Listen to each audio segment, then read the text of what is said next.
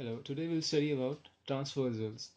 So, what are transversals basically? Transversal are nothing but a cutting system of lines. So, if I draw two lines like this is a transversal.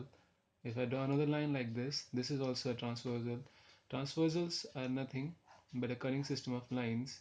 They can be parallel lines like this one or non-parallel lines like this one. Now, so we are talking so much about lines. Let's go into our past and look a bit about lines.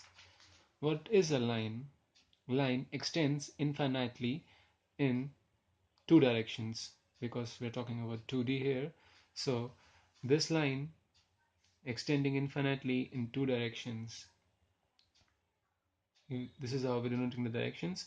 And now what is a line segment? A line segment is a line which has two endpoints. So we know where it starts and where it ends. And moving forward, what is a ray? A ray is a line which has one endpoint and moves infinitely in the other direction, like this. So that's from where the concept of sun rays come from, because they originate from a point and move infinitely in the other direction. Now you're looking, what is this? These are two lines, but they are not just two lines, they are two parallel lines. That is, the perpendicular distance between these two lines at any point remains constant. So that is why they are called parallel, because they move parallel like the railway tracks that we see. They are parallel lines. And now what is this? This is not a single line. There are infinitely many lines. How can this be true? Because these are coincident lines. That is, when a line is placed on top of other line. So the line are coincident on top of each other. They are superimposed. So they are coincident line. Okay. Now what is this? No. This line and this line are intersecting each other at a point. Supposedly, we call this point O. These lines are called intersecting lines because they intersect each other at a single point. Now, if they intersect each other at multiple points, they are coincident, like this one and like this one. This is the intersecting lines. Now, you see, I've marked here angles 1, 2, 3, and 4. And now again, I have drawn there, but I think I have marked the angles incorrectly. No, what I have done in this figure, I have rotated this figure by 180 degrees. That is, I move this line like this. So M goes to the top. Voila.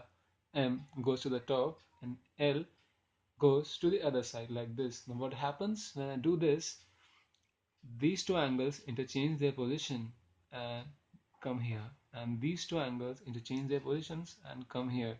So 1 goes to 3 and 3 goes to 1. Similarly, 2 goes to 4 and 4 goes to 2. Now what this shows us, although we have rotated the figure by 180 degrees, the geometry of the figure is same, and angle 1 has occupied the position of angle 3 and angle 3 has occupied the position of angle 1, uh, like here very easily, and angle 2 has occupied the position of angle 4 and angle 4 has occupied the position of angle 2. Now how is this happening? How can two angles occupy each other's position unless they are equal? That is what it is. The vertically opposite angles are equal to each other. That is, angle 1 is equal to angle 3 and angle 2 is equal to angle 4. These are called vertically opposite angles. Now moving here, what are these? These are again two parallel lines, and as we studied here, the perpendicular distance between two parallel lines is always constant. Now if we slightly turn these lines in this way, what will happen? They are no longer, this is no longer the perpendicular distance between two lines, but what it is, like this. So this angle and this angle and this angle and this angle, they have some kind of relation. We'll see it in a while. Now what happens if we rotate this perpendicular line in an angle here? This is not now 90, but it has decreased by some value, and this angle has increased by some value, and this decreased angle is equal to this decreased angle, and this increased angle is equal to this increased angles, like this. Because there's no gain of energy or gain of mass here. It's not science, it's simple maths. This angle and this angle are called alternate angles. That is, angle 1 is equal to angle 2 because they are alternate. You see there's a formation of Z here.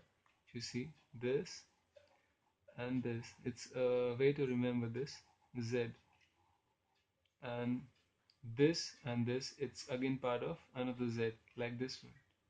Okay, angle 3 is equal to angle 4. Now let's move here. Now, complementary and supplementary.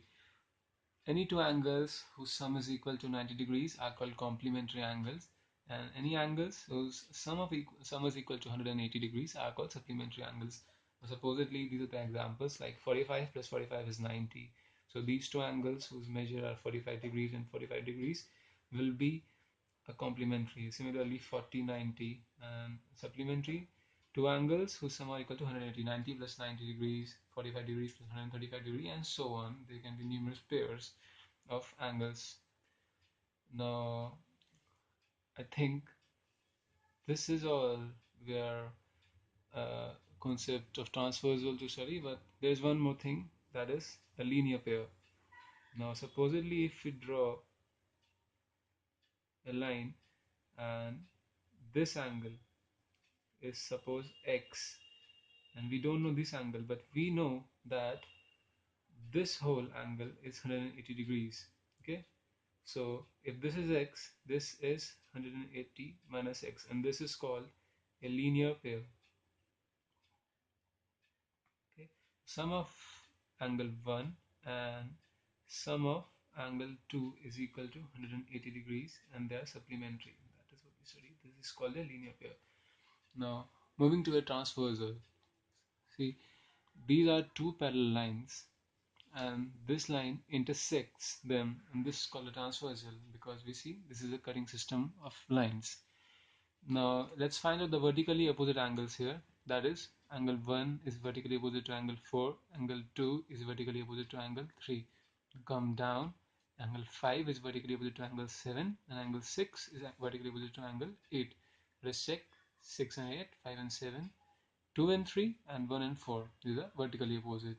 Now let us find the alternate angles. Alternate angles, let us see the Z that is being formed here. Angle 3 and angle 6, and angle 4 and angle 5. These are alternate angles. Now there is one more class of angles here which are called corresponding angles. Now what are corresponding angles? Suppose this line makes an angle 1 with line M and makes an angle 5 with line M. Now L is parallel to M. So this is how we denote M. L is parallel to M, so the line A, if makes an angle with line L and on one side of the transversal, that is, suppose we are looking at this side and at this side. So angle 1 is equal to angle 5 because they are corresponding angles, the angles made on same side of the transversal and on the same side of the line. The same side of the transversal, supposedly we are looking above, so angle 1, and on the right side, so angle 1 is equal to angle 5, angle 2 is equal to angle 6, angle 3 is equal to angle 8, and angle 4 is equal to angle 7 on the same side of the transversal and on the same side of the line. These are called corresponding angles. Now there is one more class of angles which are called co-interior angles. Okay, so co-interior angles, which is said that 3 plus 5 is equal to 180. But how do we come to know that 3 plus 5 is 180? We talked about linear pair a while back. This angle plus this angle is 180. So angle 1 plus angle 3 is what? 180. But what do we know? That angle 1 is equal to angle 4 because they're vertically opposite, and angle 4 is equal to 5 because they're alternate. Hence, angle 1 is equal to angle 4. 4 plus 3 is equal to, what is angle 4 is equal to angle 5 plus angle 3, and this is equal to 180. Similarly, a relation of 4 and 6 can be drawn about, and this will be co-interior. And there is another class which is not there, but I have made it co-exterior angles. Angle 1 plus angle 8 and angle 2 plus angle 7 are also supplementary. And that's all will be for transversals. Thank you.